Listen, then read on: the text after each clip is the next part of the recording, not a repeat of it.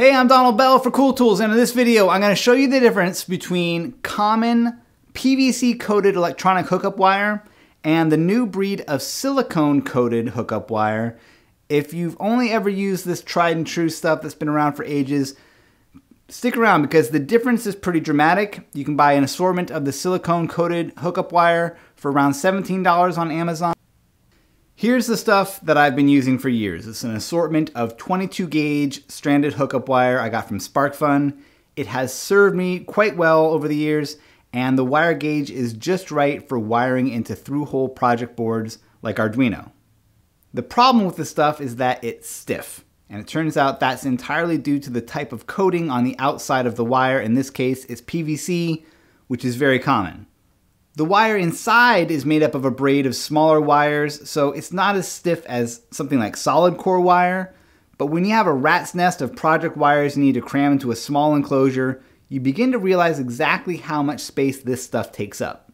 Silicone coated wire is the same stuff, but with an ultra flexible silicone rubber coating on the outside instead of PVC.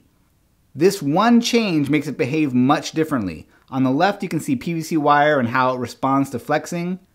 On the right, I have the equivalent 22 gauge silicone coated wire. It feels more like an overcooked noodle than a wire, and it freaked me out a little at first. It initially felt a little flimsy compared to the PVC stuff, but when you look at the bare wire, you can see that it's really the same on the inside. And that harder coating on the outside isn't really doing anything to protect your project or your connections. And once you make the switch, you realize what a pain in the butt PVC wire is when it comes time to close up your electronic projects. These silicone wires squish up so nicely that tight fits aren't a problem. Another advantage is that silicone wire is much more heat resistant than PVC.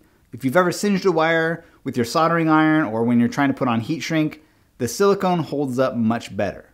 Here's what PVC wire looks like when it gets torched, and here's silicone. Not only is it less likely to get solder burns, but it should hold up better in outdoor applications where temperatures can get really hot or really cold. So there you go, that's a look at silicone coated wire for electronics. This company, Striveday, offers up variety packs like this in a wide range of gauges. They come mounted on a wooden dowel, and the box includes holes that you can thread the wire through to keep everything tidy. You can pick up a box using the Amazon link in the description, and remember, you can see thousands of reader recommended tools like this at cool-tools.org.